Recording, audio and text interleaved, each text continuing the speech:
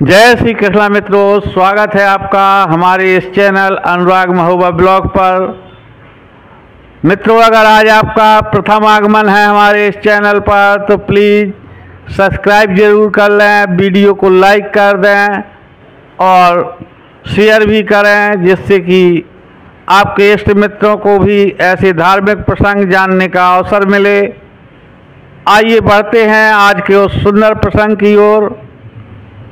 जब युधिष्ठिर के द्वारा पूरा राज्य जुए में हार दिया जाता है, तब द्रौपदी के श्राप के भय से धृतराष्ट्र उन्हें पूरा राज्य वापस कर देते हैं और इंद्रप्रस्थ से लौट जाने का आदेश देते हैं। इसके पश्चात दुर्योधन, दुशासन, शकुनी और कर्ण चारों विचार मग्न बैठे हैं कि हमने जो राज्य इतनी आसानी से प्राप्त कर लिया था वो महाराज ने पुनः वापस करवा दिया।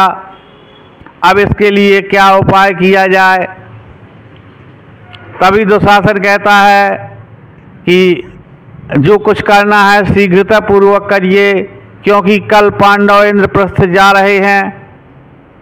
दुर्योधन कहता है चले जाएं, मेरा तो उन्हें देखकर खून खौलता है, अब क्या विकल्प शेष है। तब शकुनी कहता है अगर द्यूत का एक दांव और लग जाए तो मैं अवश्य ही सारा साम्राज्य समेट लूंगा। तब दुर्योधन कहता है क्या ऐसा कभी हो पाएगा, पिताश्री दूत कीड़ा की कभी आज्ञा नहीं देंगे।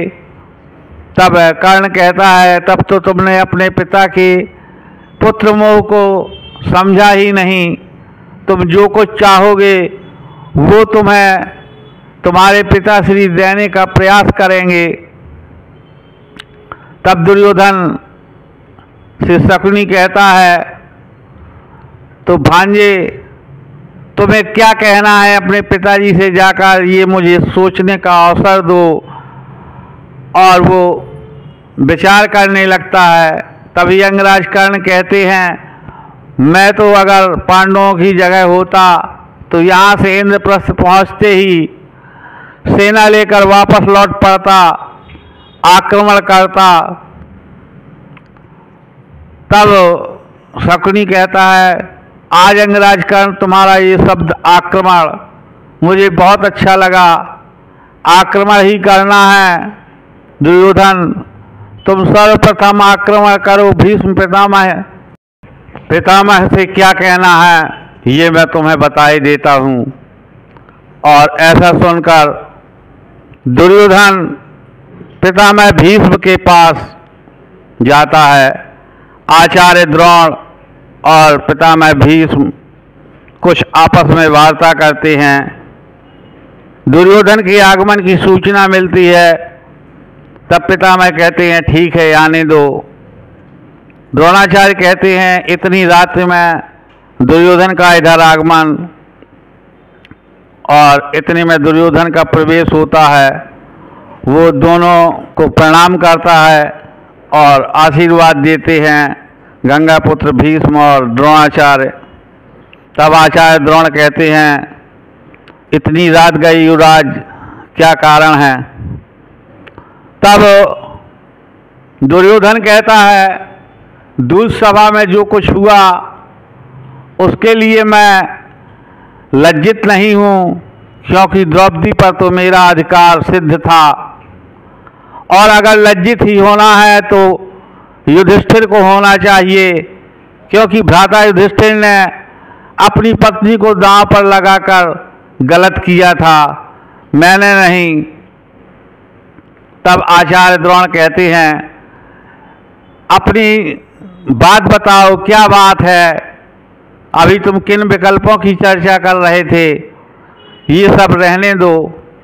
तब वो कहता है कि आचार्य मैं अपनी बात कहने के पहले थोड़ी सी भूमिका बताना आवश्यक समझता था और बिना भूमिका के मेरी बात समझ में नहीं आती। तब भीष्म कहते हैं अगर भूमिका हो गई हो तो अब अपने मुद्दे पर आओ।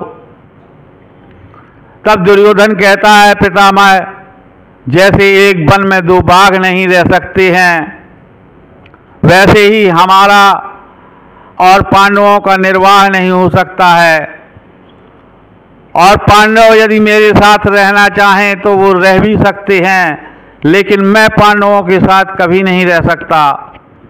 इसलिए आज मैं आपके सामने दो विकल्प लेकर आया हूँ। या तो आप आज्ञा दें इंद्रप्रस्थ पर आक्रमण की, या फिर एक हाथ द्यूत कीड़ा और हो जाने दें। अगर वो पराजित हो जाएं तो 12 वर्षों का वनवास और 1 वर्ष का अज्ञातवास, और अगर अज्ञातवास में वो पहचान लिए जाएं तो पुनः 12 वर्ष का वनवास और 1 वर्ष का अज्ञातवास उन्हें स्वीकार करना होगा। यही नियम मेरे लिए भी होगा। तब गंगापुत्र भीष्म कहते हैं, इस बात का उत्तर मैं क्या दे सकता हूँ भला, ये तो महाराज ही बता सकते हैं। तब दुर्योधन बिना लाग लपेट के कहता है, तो फिर ठीक है पितामह, चलिए आप महाराज के पास। और दोनों धृतराष्ट्र के पास जाते हैं। और धृतराष्ट्र जब पितामह भीष्म और दुर्योधन का आगमन सुनता है, भीष्म और दुर्योधन आते हैं, तब धृतराष्ट्र उनको प्रणाम करते हैं, भीष्म को और गंधारी भी। तब कहते हैं कि पितामह आपने मुझे बुला लिया होता। तब वो कहते हैं, मैं अपने पुत्र के यहाँ नहीं, हस्तिनापुर के महाराज के पास आया हूँ। तब धृतराष्ट्र कहता है, ठीक है ताश्री, आने का कारण अवश्य बताएं। तब भीष्म कहते हैं, दुर्योधन बताओ। तब दुर्योधन कहता है, पिताश्री, जैसे एक वन में दो बाघ नहीं रहते हैं, वैसे ही हमारा और पांडवों का साथ रहना संभव नहीं है। आपने राज्य का विभाजन करके भी देख लिया, उससे मेरी क्रोधाग्नि और भड़क गई। इसलिए अब उचित यही होगा कि या तो मैं उन पर आक्रमण कर दूं और इंद्रप्रस्थ को पाने के लिए लड़ते लड़ते मर जाऊं, या फिर उनको समाप्त कर इंद्रप्रस्थ प्राप्त कर लूं, या फिर एक हाथ चौसर का और हो जाए, जो जीते वो राज्य करे और जो हार जाए वह 12 वर्ष का वनवास और 1 वर्ष का अज्ञातवास स्वीकार करे। और अगर इस बीच में पहचान लिया जाता है तो फिर वही प्रक्रिया लागू होगी। जब ऐसा कहता है दुर्योधन, मैं भीष्म कहते हैं कि महाराज, एक राजा को द्यूत क्रीड़ा का आदेश नहीं देना चाहिए। द्यूत समाज के लिए निंदनीय है और ऐसी स्थिति में युद्ध ही उपयुक्त है। तब धृतराष्ट्र कहता है, मैं युद्ध की अनुमति कैसे दे सकता हूँ। तब दुर्योधन कहता है, एक तीसरा विकल्प भी है, अगर इन दोनों विकल्पों को स्वीकार नहीं करते तो मैं आत्महत्या कर लूँगा।